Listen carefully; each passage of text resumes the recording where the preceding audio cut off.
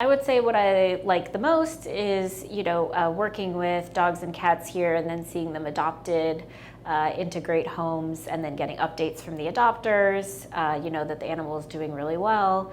And that's, of course, really rewarding and gratifying. And I would say, what I don't like the least is, I would say probably having to give people bad news.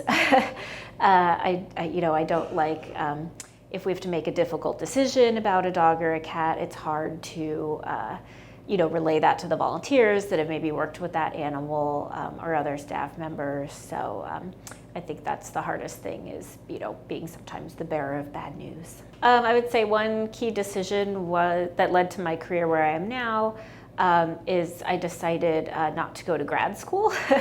That was one of the things I was thinking about after college or undergrad, and I just decided that I wanted to get work experience versus going to grad school when I didn't really have a clear direction of what I wanted to do, and I do think that was the right decision to go for the work experience when I didn't have a clear idea about what I would get a graduate degree in.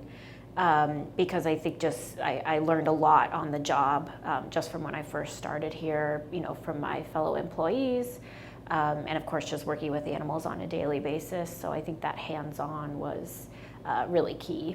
How difficult is it to get a job in this industry?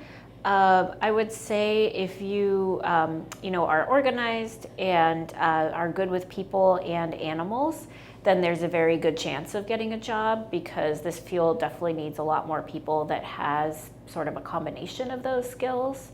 And like I said before, I think a lot of people maybe just want to work with the animals and not interact with people. So if you have both of those skills, people skills and animal skills, that will definitely give you a leg up. And I know vet hospitals, animal shelters, places like that are always need of people with those skills.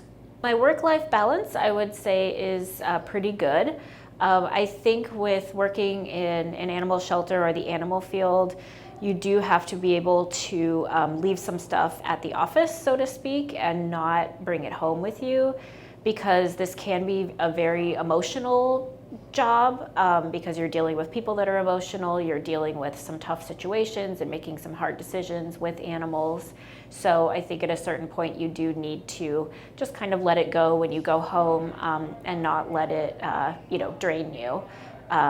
Because I know people in this field, you can get certainly overworked, but then just emotionally drained from dealing with these types of situations on a daily basis. So it does help to kind of keep a perspective that you do the most that you can do, and then when you go home, you're with your family and your friends, and you try not to let it weigh down on you when you're not at the office.